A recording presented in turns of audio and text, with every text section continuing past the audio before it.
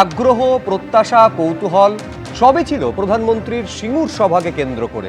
শিল্প নিয়ে কি বার্তা দেবেন প্রধানমন্ত্রী, কিন্তু সিঙ্গুরবাসীকে হতাশ করলেন নরেন্দ্র মোদী। আসল পরিবর্তনের স্লোগান তুললেন, কিন্তু সিঙ্গুরবাসীর ভাগ্যের পরিবর্তন কিভাবে হবে তার দিশা কি পাওয়া গেল?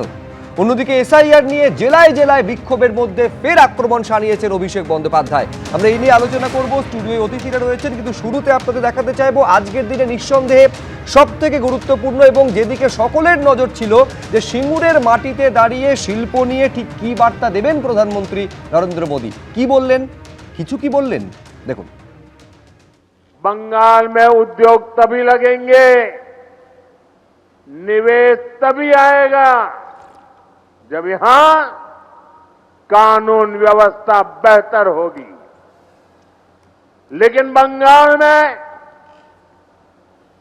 दंगाइयों को, लूटने वालों को, माफियाओं को खुली छूट मिली हुई है। आपको भी पता है कि यहां हर चीज पर सिंडिकेट टैक्स लगाया जाता है। इस सिंडिकेट टैक्स को, इस माफियावाद को भाजपा सरकार ही खत्म करेगी, और ये भी मोदी की गारंटी है।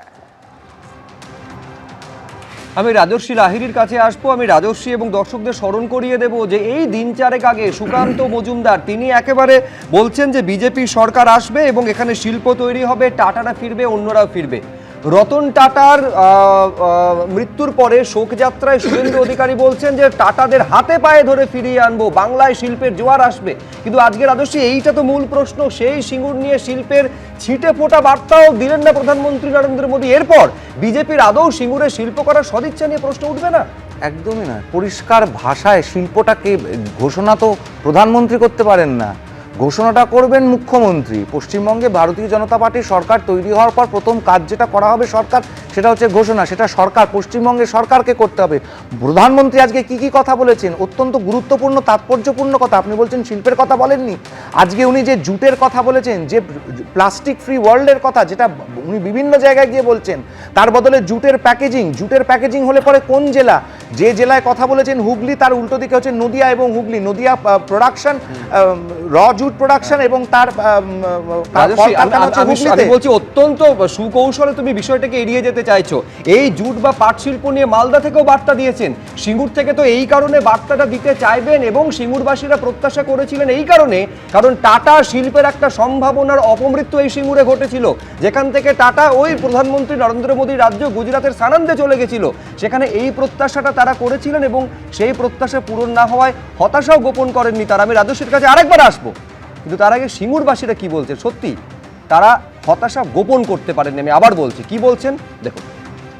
আমরা প্রত্যাশা নিয়ে এসেছিলাম যে এতদিন টাটা বন্ধ ছিল, মমতা দি কিছুই করেননি। আমরা ভেবেছিলাম যে মোদিজি এসে কিছু করবেন, কিন্তু উনি তো কারখানার ব্যাপারে কিছুই আলোচনা করলেন না, কিছুই বললেন না। অনেক গরিব দুঃখী আছে এখানে, না খেয়ে মানে কষ্টতে দিন কাটাচ্ছে। আমরা আশা করে এসেছিলাম যে উনি বলবেন নিজের মুখে যে আমরা এখানে এসে একটা কারখানা। আমরা চাই যে হোক কিছু একটা। আমরা আমাদের এখানে কত মানে শিক্ষিত মানুষ চাকরির আশায় বসে আছে অপেক্ষা করে, এখন অবধি তো কিছু সেরকম শুনলাম না। দেখা যাক পরবর্তীতে কি হয়। কিন্তু সিঙ্গুরের লোক আশা করেছিল উনি এসে চাষ সম্বন্ধে কিছু কথা বলবেন, সারের দাম কমাবার কথা কিছু বলবেন, চাষিদের বন্ধু হিসেবে কথা বলবেন। সেটা না করে ওনার বন্ধুর বিজনেস কি করে বাড়বে, কোথায় বন্দর হবে, কোথায় আরও অন্য কিছু বন্ধুকে পাইয়ে দেওয়া যাবে, কন্ট্রাক্টর পার্টি ফান্ডে টাকা ঢুকবে, সেই চিন্তা ভাবনা চলছে ওনাদের। এবিপি আনন্দ, এগিয়ে থাকে, এগিয়ে রাখে।